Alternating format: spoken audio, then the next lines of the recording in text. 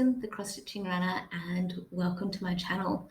I want to say a big hello and welcome to all new and returning subscribers. And if by chance you've stumbled across this channel is all about cross stitch with a bit of life stuff thrown in. And before I really kick into this particular episode, I also want to acknowledge that this particular recording has been done on Dharawal land, which is up in Wollongong in New South Wales, Australia. I've recently moved from Canberra up to Wollongong for a new job, and things are turning out really well. It's awesome, but I'll get to that towards the end of this episode, because the main thing this episode is all about is cross stitch. And one of the really cool and exciting things is that I have 2 page finishes for 2 different projects. So a page finish for one project and a page finish for another project. And that is an achievement within itself, partly because the 2 projects that I will show you towards the end of the episode are projects that really should have had page finishes a lot sooner than what they have. But hey, all the sparkly things, there's only so much time and too many projects, so we'll get there. So the first project that I have spent quite a bit of time on over the last couple of weeks since we last caught up is one of my own designs called Black and White Rolled Up Daisy. And this particular pattern is available on the Hot Cross Stitching website.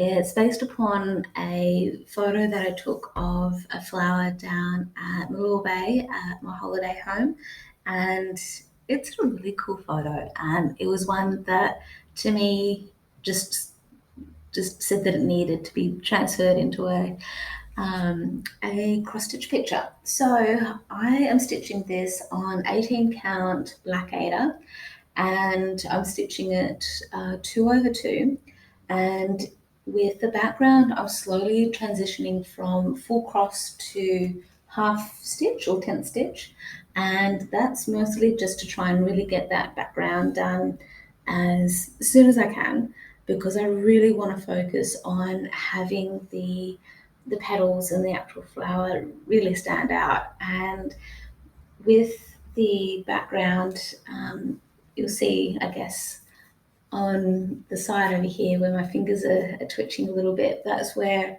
I started out doing the background is full cross, and I've done hundreds of stitches with a half stitch over the last couple of weeks, and my brain is really funky with how it sees and counts half stitch. And I absolutely admire people who can do the 10th stitch without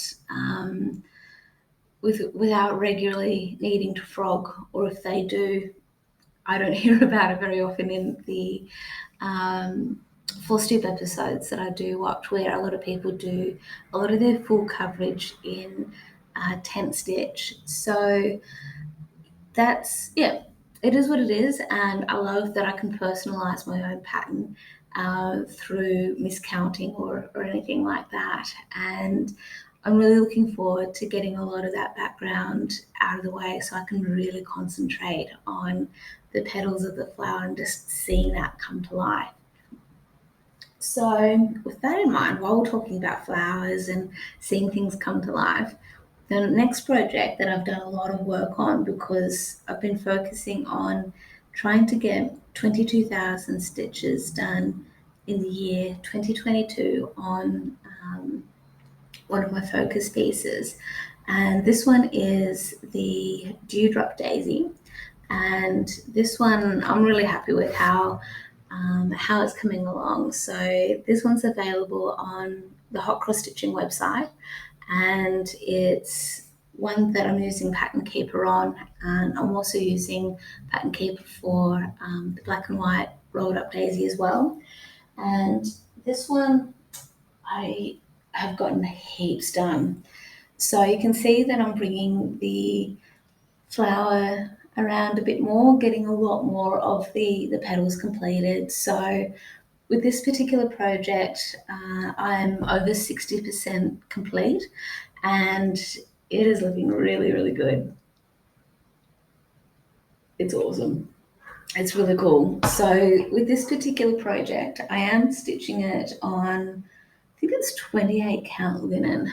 It's definitely linen because of, I guess, some of the unevenness that I've come across in patches of it, which to me is a thing that makes linen unique. But I think it may also depend upon the quality of the linen as well. At least that's what I've observed with talking with other people over time, and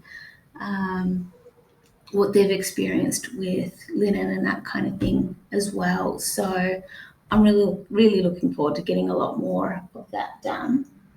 So to take a break from those two full coverage projects, and especially with knowing that I was going to be doing this recording on Sunday, the 13th of November, I felt like I needed some more stuff to actually share with you, to actually get some progress done on things as well. So, with that in mind, I'll get this out of the way. So, I've done like, I guess, only a little bit of work, and it was really only last night that I got a little bit done. And this was on the Black Needle Society's Autumn in Stars Hollow, that is from I guess, a stitching box that, and also, I guess, a digital retreat that I did a couple of years ago. We've since had Summer in Stars Hollow, and I've not made a start on that pattern at all. I want to get Autumn in Stars Hollow done first, and then start working on the summer piece. So this is where I'm at. So what I actually started doing with Autumn in Stars Hollow, there are some parts of the chart that ask for some specialty threads like Weeks Dye Works, and I don't have any of those colours at all, but I do have a fairly comprehensive collection of DMC, and so I'll substitute some DMC for some of the Weeks Dye Works. But with one of the Weeks Dye Works, I've rather than using the Merlot Weeks Dye Works, I've actually substituted it for the Cottage Garden Threads variegated red called Hugs and Kisses. And I had purchased Hugs and Kisses for a completely different project, and you can see that the variegation is really, really kicking in for here, which is the background for where Kirk is standing up on the balcony holding cat Kirk. And yeah, it's actually turning out okay, and it'll be interesting just to see how stripy the variegation ends up looking with that red. But I'm happy with it. It's just a really quick and easy substitution, and there's not going to be a lot of the Merlot or areas where Merlot should be stitched. So it's all going to work out in the end. So this is being stitched on fabric that actually came in the stitchy box for Autumn in Stars Hollow, and it's fabric from Fibre on a Whim, and it's been given the name of Presenting Lorelei Gilmore, and it's hand dyed 28 count cashel linen, and it's a fat eighth piece. So yeah, it's all turning out pretty good. I'm doing 2 strands over 2 fabric squares, and it's looking pretty good. I'm actually happy with how it's turning out, considering I had to do a bit of fudging with the areas of where I will follow and the windows and such, but it's turning out okay.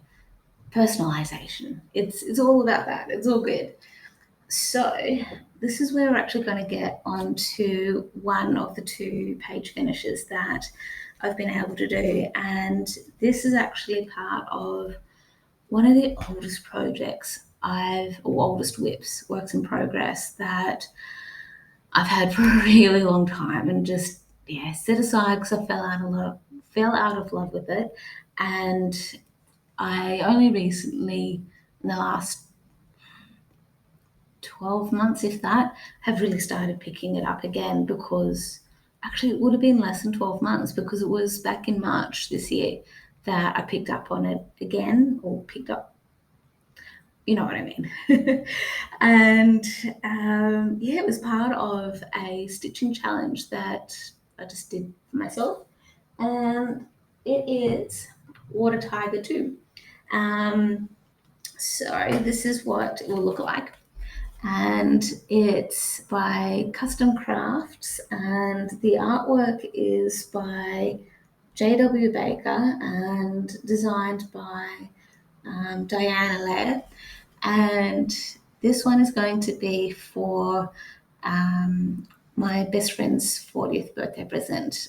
So her birthday is in October next year, and I'm roughly halfway through. So the project does look a bit creepy at the moment because I haven't properly stitched it. I haven't filled the eyes in. It's got the outline there, and not the iris, the black part of the eyes are there. And when I first started stitching this project, my friend had said, "Oh, it'd be really cool if you could actually not stitch what the color chart recommends, but actually have it blue instead," because she's got a thing about blue-eyed tigers. And so that's where I thought, yeah, I've got the ability where I know I've got a heap, many various shades of blue, and I just need to figure out which blues could correspond with, I guess, the appropriate areas of the eyes for the amber colors that are charted for the eyes normal. So I have been working mostly on filling in a lot of the confetti along this side here, and it feels really good to finally get that part done. And it'll be good to, yeah, make a start towards the bottom. So I'll probably still work from left to right and go from there. So that's one of the page finishes, and it is good. It's like, relax, it's all good. So the next page finish that I have, and I just need to cut down. Okay, so this is one where it really shouldn't have taken me 2 years, roughly 2 years to get this finished, but it has. So I initially started this project called Elephant Biscornu by Tiny Modernist. I actually started this as part of one of the challenges connected to the Black Needle Society's Autumn in Stars Hollow. There was a stitching prompt requiring something with an elephant in it, because I think it was associated with a Gilmore Girl episode about an elephant in the room. And so that's where I now have this half of Biscornu done. And when I was finishing off some of the flowers and such in this Biscornu, I was starting to compare some of the dark greens in it with some of the other greens in the flowers, and DMC doesn't know. I don't normally attribute fading colors with DMC. In my headspace, DMC colors usually hold true regardless of what's going on. And this project hasn't seen a lot of sun. It's not normally sitting in a really bright, sunny room. It's normally in a project bag in the dark, hiding away somewhere. So that's where it's just really weird. But either way, it just feels really good to have this half done. I think one of the most tedious bits now is going to be doing this dark pink backstitch border for the second half of the Biscornu, and it's just going to be tedious.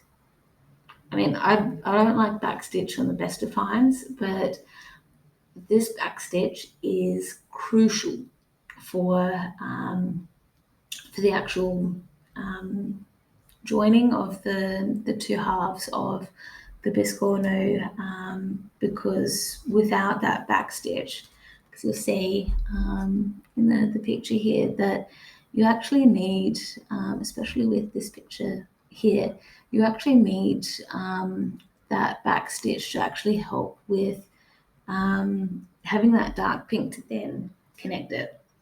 I know I'm not describing this very well. If anyone watching here has done a Biscornu, you'll know what I'm talking about.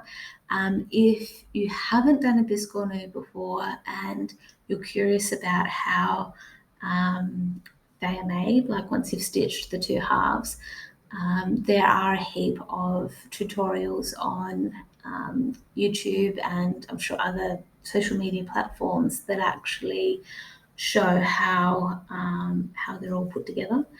So yeah, I just need to get over it and do it. This will be, I haven't counted how many Biscornus I've done, but I've done quite a few. So it'll be okay. I just need to get over it and just do it.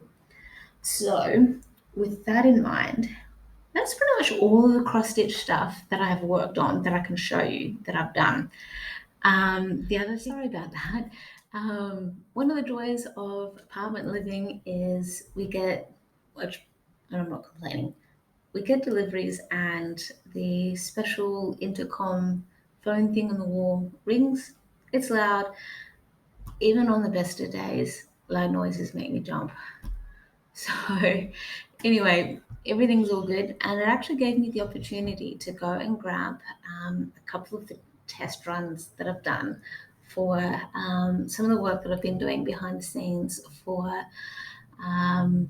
my side hustle of hot cross stitching. So for people who might be new to this channel, what I'm looking to progress with hot cross stitching is to actually have my physical, to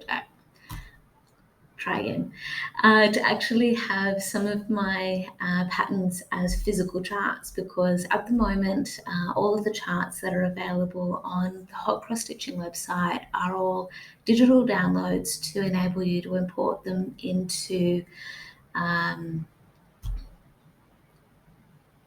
the app that I keep talking about, Pattern Keeper.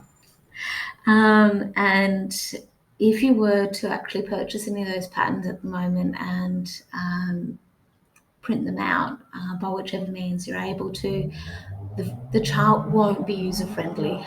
So what I've been doing in the background is actually getting it to be user-friendly. And initially as a bit of a trial run, I just wanted to see how two charts would look with ones that might be user-friendly but not quite. So I got a couple printed out.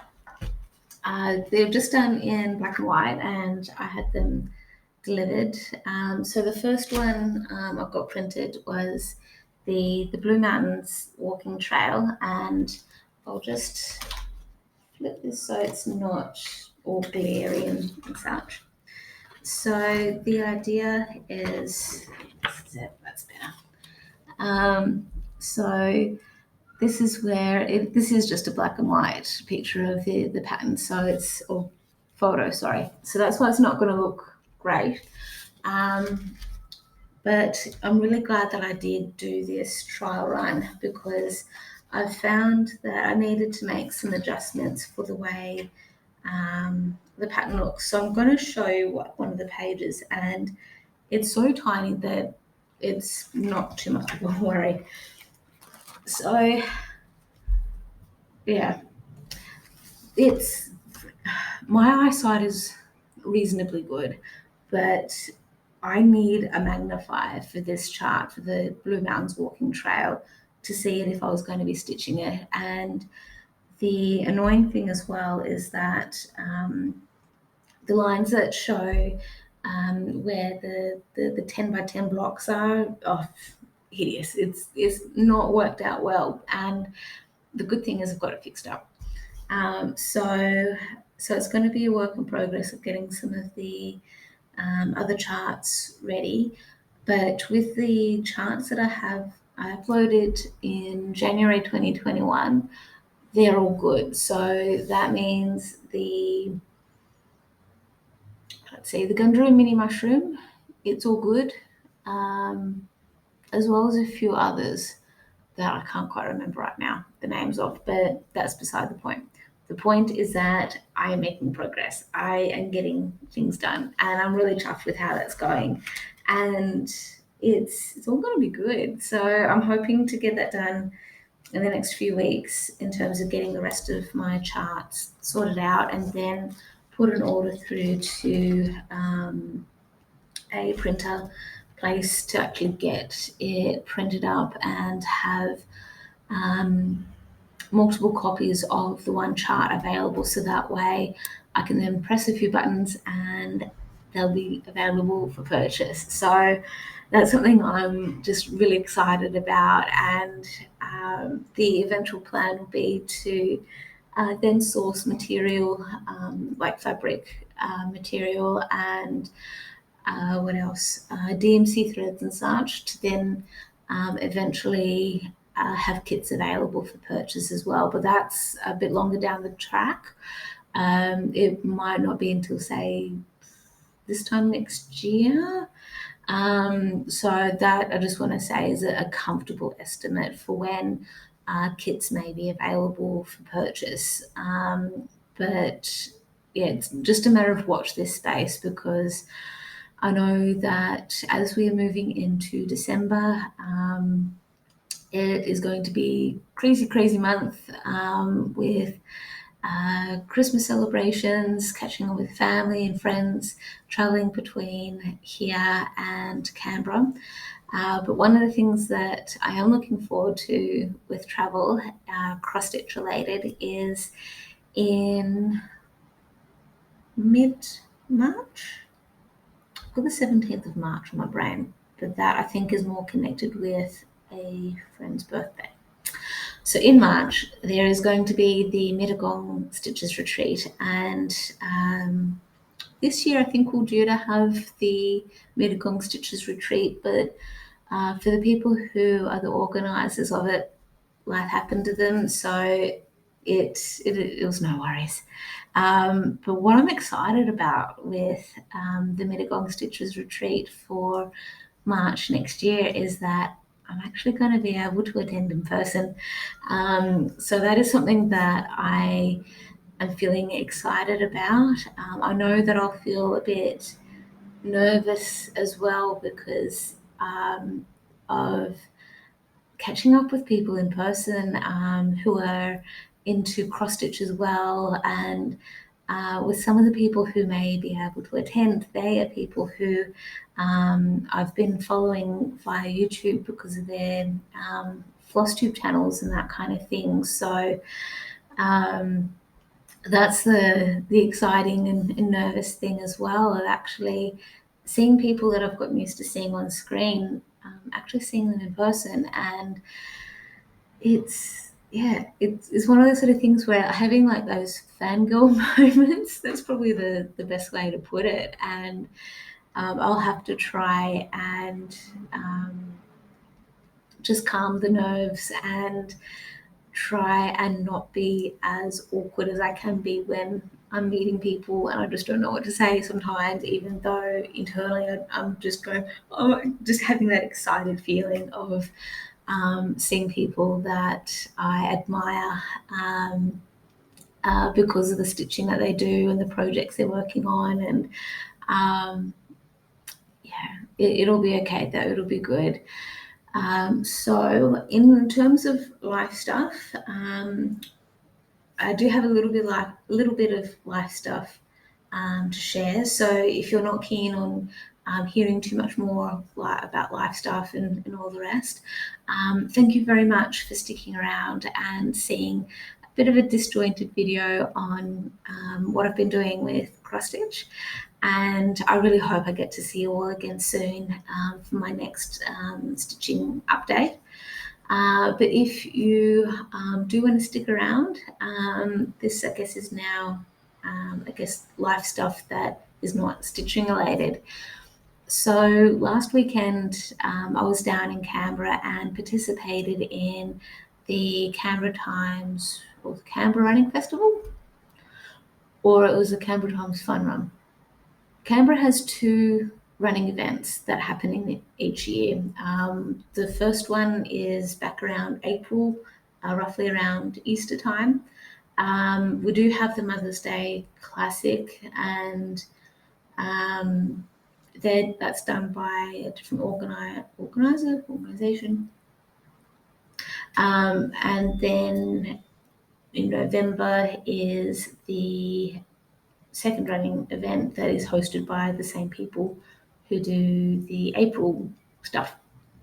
Anyway, so I participated in the 5K leg of, or 5K leg or 5K event of the fun run, and I'm actually kind of chuffed with myself. I'm happy with the time. I was able to get it done in 35 minutes and 39 seconds, and that's something I'm happy about because my training hasn't been great. I've had hiccups with injuries and how my feet have been feeling, and not properly doing stretches and properly taking care of myself. So that's where I am happy with myself for being able to complete the event in 35 minutes, or a bit over 35 minutes. And the really awesome thing, sorry, I was going to reach. So this is the bib. And what I do is you can't see it very well at the moment, on the back of each bib with any event that I participate on or in, I just do a bit of a note of what happened in the event, like with the event, like what the weather was like, and if there was any key things that may have influenced the outcome of the event. And then the really cool thing is that people who participate, they get a participation medal. So I've got a bit of a collection going on at home back in Canberra. So I need to figure out what I want to do with the collection that I may start to build while I'm here in Wollongong.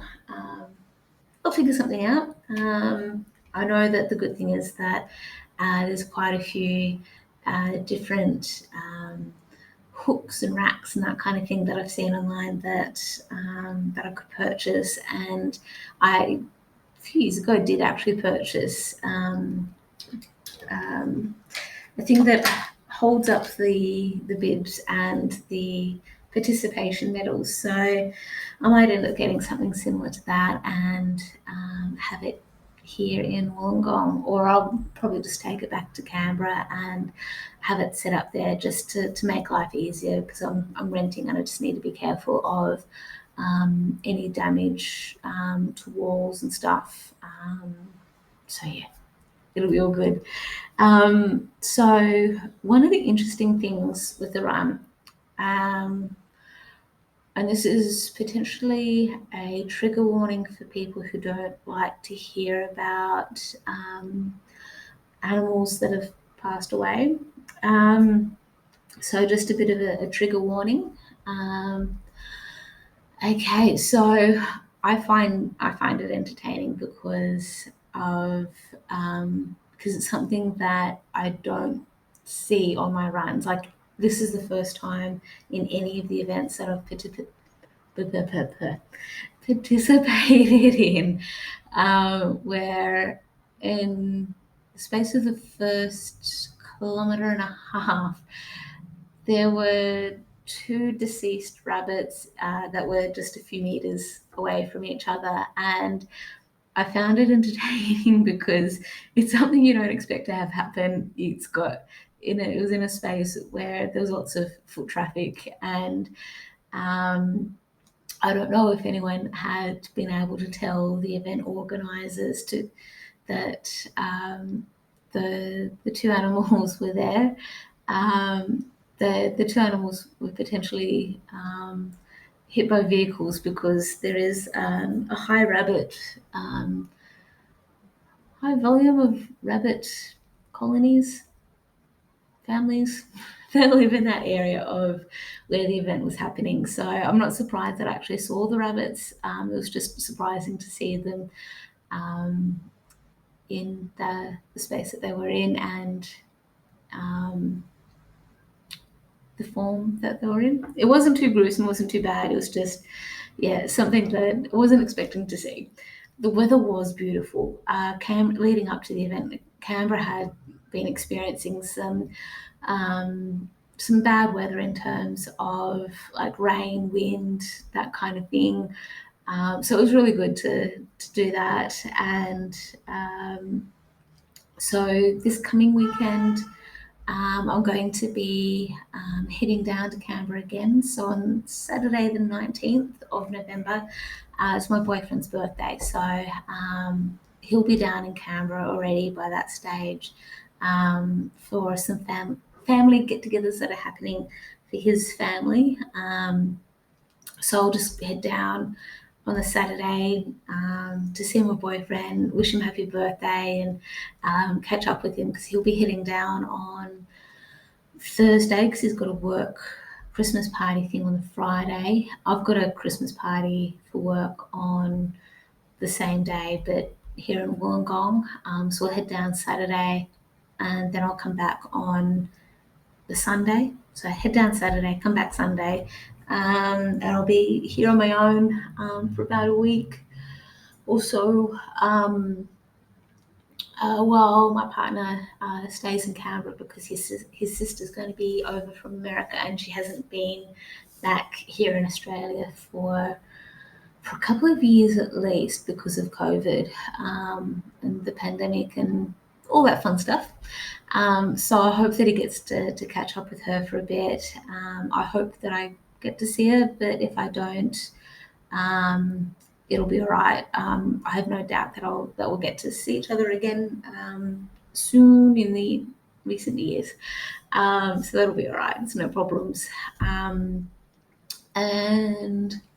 yeah, it's just going to be a lot of travel between Canberra and Wollongong. And today is going to be a really nice, stitchy day. The rain has just started, lightly raining here in Wollongong.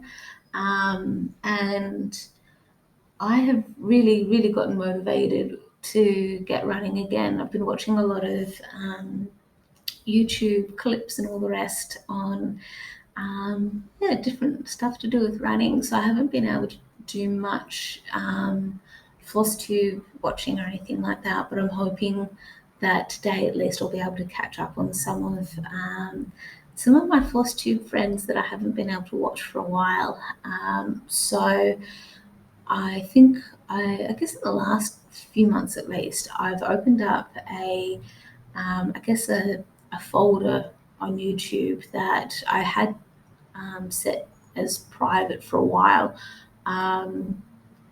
that I just would put into a folder of, I think I've got it called Flosstube channels to watch or something like that, where it's just every so often I'd get notifications of people that I want to watch and catch up with and such, and so I'll just pop their videos into there just so I can then have, I guess, my own little library of just pressing play all and watching what's going on with them, what projects they're doing, and once I've watched some of those videos, I'll then move them out of the folder and get more new ones put in and that kind of thing. So if you're ever curious about any of the Flosstube channels that I follow or I'm potentially going to follow or something like that, you'll be able to see that, hopefully see that folder and